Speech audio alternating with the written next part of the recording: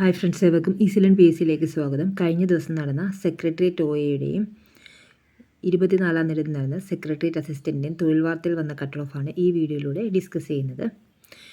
ആദ്യം നമുക്ക് സെക്രട്ടേറിയറ്റ് OAയുടെ നോക്കാം. Secretariat, Kerala public service commission, സംസ്ഥാന ഓഡിറ്റ് വകുപ്പ് തുടങ്ങിയ സ്ഥാപനങ്ങളിലേക്കുള്ള ഓഫീസ് അറ്റൻഡൻറ്റ് നിയമനത്തിനായി 2025 മെയ് 21 നടത്തിയ പരീക്ഷയുടെ ചോദ്യപേപ്പർ മികച്ച നിലവാരം പുലർത്തി. 30 വരെ ചോദ്യങ്ങൾ വിവരണാത്മക സ്വഭാവത്തിലുള്ളവയായിരുന്നു. സമയപരിധിക്കുള്ളിൽ ഉത്തരം എഴുതി തീർക്കുന്നത് കനത്ത വെല്ലുവിളിയായി. കമ്പ്യൂട്ടർ സയൻസ് ഭാഗത്തു നിന്ന് ചില ചോദ്യങ്ങൾ 6 വരെ സൂചനകൾ പരിശോധിച്ച് നിഗമനങ്ങളിലെത്തി ഉത്തരം എഴുതേണ്ടവയായിരുന്നു. നെഗറ്റീവ് മാർക്കിന് നല്ല സാധ്യതയുള്ളവയാണ് ഇവയിൽ പലതും. പരീക്ഷയുടെ പൊതുനിലവാരവും ചോദ്യങ്ങളുടെ സ്വഭാവവും പരിഗണിക്കുമ്പോൾ ഈ പരീക്ഷയ്ക്ക് 65 to 70 റേഞ്ചിൽ കട്ട് ഓഫ് മാർക്ക് പ്രതീക്ഷിക്കാം. പൊതുവിജ്ഞാനത്തിൽ നേരിട്ടുള്ള ചോദ്യങ്ങൾ, കറണ്ട് അഫയേഴ്സ്, പൊതുവിജ്ഞാനം എന്നിവയുൾപ്പെടുന്ന ഭാഗങ്ങളിലെ ചോദ്യങ്ങൾ ഏറെക്കുറെ പാഠഭാഗങ്ങളിൽ നിന്ന് നേരിട്ട് ചോദിക്കുന്ന രീതിയിലുള്ളവയായിരുന്നു. ഇവയിൽ പകുതിയിലേറെ ചോദ്യങ്ങളും ആദ്യ വായനയിൽ തന്നെ ഉദ്യോഗാർത്ഥികൾക്ക് ശരി ഉത്തരം കണ്ടെത്താനുമാവും. വിവരണാത്മക ചോദ്യങ്ങൾ ചേരുംപടി ചേർക്കുക എന്ന മാതൃകയാണ് ചോദ്യകർത്താവ് കൂടുതലായി തിരഞ്ഞെടുത്തത്. ഇവയിൽ മിക്ക ചോദ്യങ്ങളിലും ശരി ഉത്തരവും തൊട്ടടുത്ത ഓപ്ഷനുമായി ചെറിയ വ്യത്യാസം മാത്രമേ ഉള്ളൂ.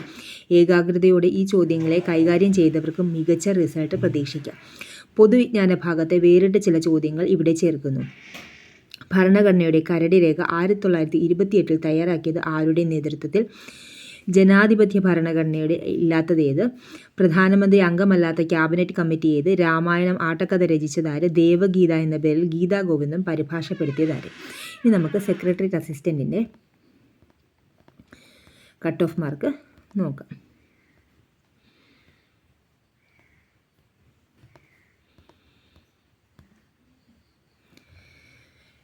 കടുപ്പിച്ചും മയപ്പെട്ടും വിവിധ ഭാഗങ്ങളിലെ ചോദ്യങ്ങൾ. മെയ് 24 PSC നടത്തിയ ബിരുദതല പ്രാഥമിക പരീക്ഷയുടെ വിവിധ ഭാഗങ്ങളിലെ ചോദ്യങ്ങൾ വ്യത്യസ്ത നിലവാരങ്ങളുള്ളവയായിരുന്നു. പൊതുവിജ്ഞാനത്തിൽ കൂടുതൽ ചോദ്യങ്ങളുള്ള ചരിത്രം, കല, കായികം, സംസ്കാരം, സാഹിത്യം ഭാഗങ്ങളിലെ ചോദ്യങ്ങൾ താരതമ്യേന എളുപ്പമുള്ളവയായിരുന്നു. ഭരണഘടന, രാഷ്ട്രീയ ഭാഗത്തെ ചോദ്യങ്ങളും പരിചിതങ്ങളായവയായിരുന്നു. എന്നാൽ ഭൂമിശാസ്ത്രത്തിലെ ചോദ്യങ്ങളെല്ലാം ഉന്നത നിലവാരം പുലർത്തി. കണക്ക്, മെൻ്റൽ എബിലിറ്റി ഭാഗത്തും പരിധിയിലേറെ നിലവാരം ചോദ്യങ്ങൾക്കില്ലായിരുന്നു. ഇതേ പ്രകൃതിയിൽ തന്നെയായിരുന്നു ജനറൽ ഇംഗ്ലീഷ്, മലയാളം ചോദ്യങ്ങളും. ചോദ്യശൈലി, ചോദ്യരീതി എന്നിവ പരിഗണിക്കുമ്പോൾ ഈ പരീക്ഷയ്ക്ക് 55 മുതൽ 65 വരെ റേഞ്ചിൽ കട്ട് ഓഫ് മാർക്ക് പ്രതീക്ഷിക്കാം. 70 മാർക്കിന് മുകളിൽ നേടിയവർക്ക് തികഞ്ഞ ആത്മവിശ്വാസത്തോടെ മെയിൻ പരീക്ഷയ്ക്ക് തയ്യാറെടുക്കാനും സാധിക്കും. ആശയക്കുഴപ്പം സൃഷ്ടിച്ച മലയാളത്തിലുള്ള ചോദ്യപേപ്പർ നോക്കി ഉത്തരം എഴുതാൻ ശ്രമിച്ചവർക്ക് ഈ ചോദ്യപേപ്പറും വലിയ വെല്ലുവിളി ഉയർത്താനാണ് സാധ്യത. ഗൂഗിൾ ട്രാൻസ്ലേറ്റ് പോലുള്ള ആപ്പുകളുടെ സഹായത്തോടെ തയ്യാറാക്കിയ വികലമായ മലയാളത്തിലുള്ളതായിരുന്നു ചോദ്യങ്ങൾ. പല ചോദ്യങ്ങളും ഇംഗ്ലീഷിലുള്ള ചോദ്യങ്ങൾ കൂടി വായിച്ചാലേ കാര്യം മനസ്സിലാകൂ എന്നതായിരുന്നു അവസ്ഥ. ഇത് ഉദ്യോഗാർത്ഥികളുടെ സമയം അപഹരിക്കാൻ ഇടയായിട്ടുണ്ട്. കൂടാതെ പൂർണ്ണതയില്ലാത്ത വിധത്തിലായിരുന്നു മലയാളത്തിലേക്കുള്ള വിവർത്തനം. ഉദാഹരണത്തിന്, ദേശീയ ബഹിരാകാശത്തെപ്പറ്റിയുള്ള ചോദ്യം ചന്ദ്രയാൻ 3 ചന്ദ്രനിൽ വിജയകരമായി ഇറങ്ങിയതിൻ്റെ സ്മരണാർത്ഥമാണ് ദിനാഘോഷമെന്ന് ഇംഗ്ലീഷിലുള്ള ചോദ്യത്തിൽ പറയുന്നു. എന്നാൽ ഇതിനെ മലയാളത്തിലാക്കിയപ്പോൾ ചന്ദ്രയാൻ മാത്രമേ ഉള്ളൂ. ഉദ്യോഗാർത്ഥികൾക്ക് വലിയ ആശയക്കുഴപ്പം ഇത് സൃഷ്ടിക്കാനിടയുണ്ട്. പൊതുവിജ്ഞാനം ചോദ്യങ്ങൾക്ക് വിവരണാത്മക വിശകലന സ്വഭാവം. ചരിത്രത്തിലെ 10 ചോദ്യങ്ങൾ, ഇന്ത്യ ചരിത്രത്തിലെ 4 ചോദ്യങ്ങൾ വന്നു. സ്വാതന്ത്ര്യസമരം 3, മധ്യകാല ഇന്ത്യ 1 എന്നിങ്ങനെ. സ്വാതന്ത്ര്യാനന്തര ഭാരത ചരിത്രത്തിലെ ചോദ്യങ്ങൾ വന്നില്ല. ലോക ചരിത്രത്തിലെ 3 ചോദ്യങ്ങൾ ഉണ്ടായിരുന്നു. ഇവയിൽ 2 എണ്ണം രണ്ടാം ലോക യുദ്ധാനന്തര ചരിത്രമായിരുന്നു. കേരള ചരിത്രത്തിലെ 3 ചോദ്യങ്ങളും വന്നു. ചരിത്രം ഭാഗത്തെ എല്ലാ ചോദ്യങ്ങളും വിവരണാത്മക വിശകലന സ്വഭാവത്തിലേത് ആയിരുന്നുവെങ്കിലും തയ്യാറെടുത്തവർക്ക് ഉത്തരം എഴുതാൻ പാകത്തിലുള്ളവയായിരുന്നു മിക്കത്. കലാ, സംസ്കാരം, സാഹിത്യം, കായികം ഭാഗത്തെ ചോദ്യങ്ങൾ ഒന്നും തന്നെ വിവരണാത്മക സ്വഭാവത്തിലേത് ആയിരുന്നില്ല.